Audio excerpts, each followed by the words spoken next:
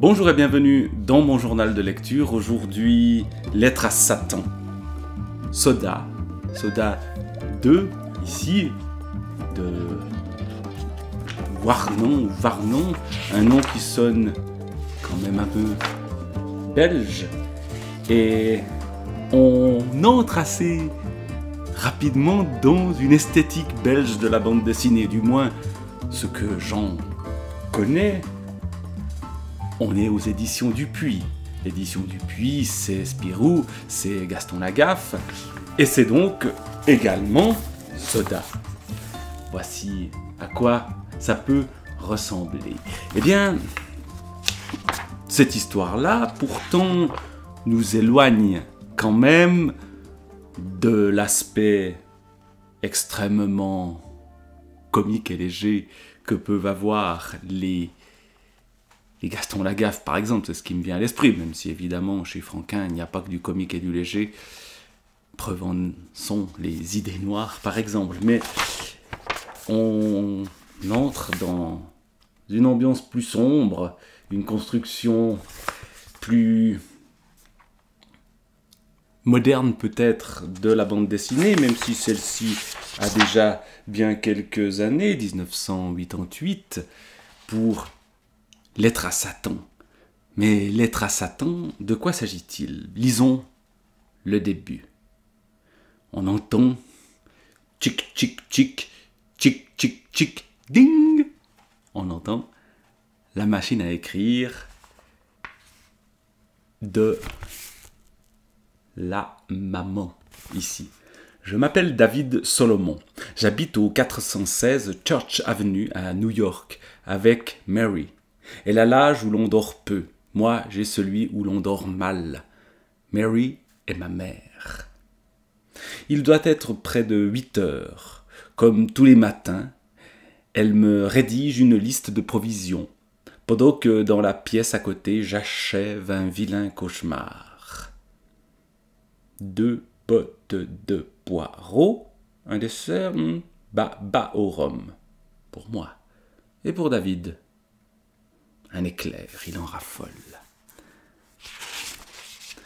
Et il y a une chose intéressante, déjà dans les détails de cette première page. Thanatos. Thanatos, c'est donc le nom de cette machine à écrire qui joue un rôle très important de cette histoire-là. Et lui donc va faire un cauchemar, d'où la noirceur de la deuxième page. Le même cauchemar, comme tous les matins. Et dans ce cauchemar, il est dans un lieu qu'on découvrira après. Il va nous raconter pourquoi il fait ce cauchemar. Eh bien, il s'agit d'un lieu beaucoup plus sordide que celui où il vit avec sa mère. Et puis, on constate qu'il y a de la violence, même un meurtre. Alors que notre personnage ici, David, eh bien, fait croire à sa maman qu'il est pasteur, mais est en réalité policier. Et donc on a l'histoire de cet homme qui vit encore avec sa maman, qui lui fait croire qu'il a un métier alors qu'il en exerce un autre, un métier qui n'est pourtant pas honteux. Travailler dans la police, c'est normalement plutôt bien vu, mais que s'est-il passé pour qu'il se retrouve dans cette situation? Et on va plonger dans le passé, il va raconter ses débuts à New York. J'avais enfin quitté la maison. Un patelin perdu où la vie coule lentement. Je croyais comme des millions d'autres que ma chance était ici.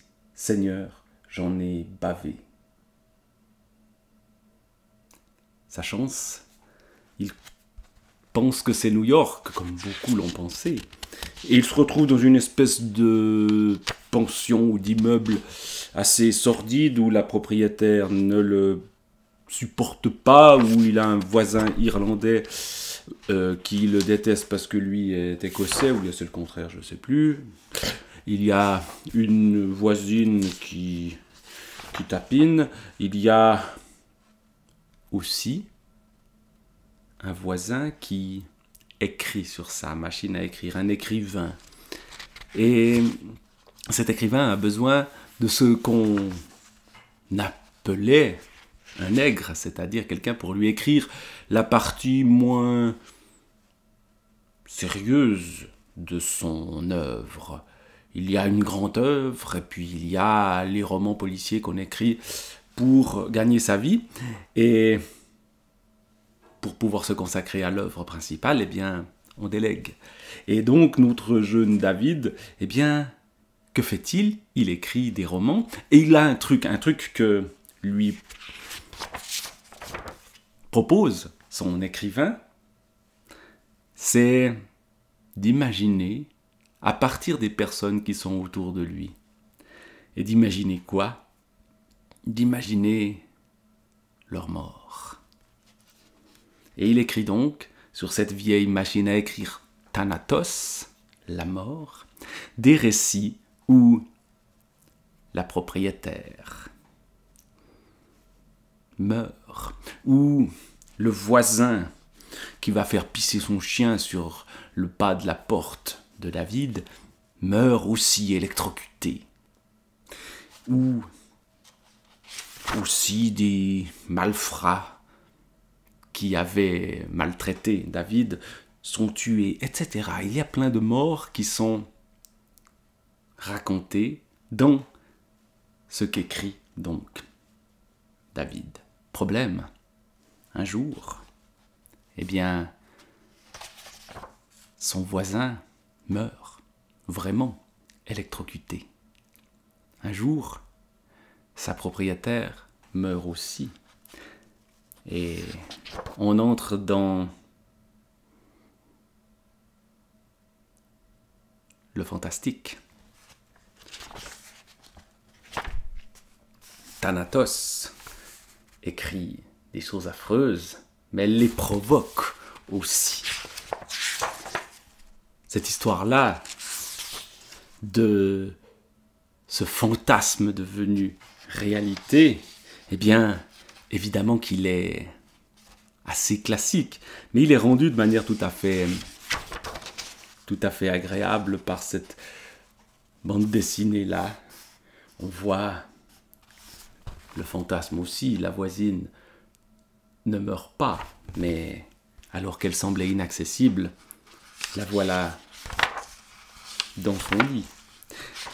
Donc, une bande dessinée tout à fait agréable avec cette manière de dessiner qui nous renvoie à la fois dans la tradition belge de la bande dessinée, chez Dupuis, on reconnaît ça immédiatement, mais en même temps, eh bien, on entre dans un monde plus sombre et un monde de New York quand même.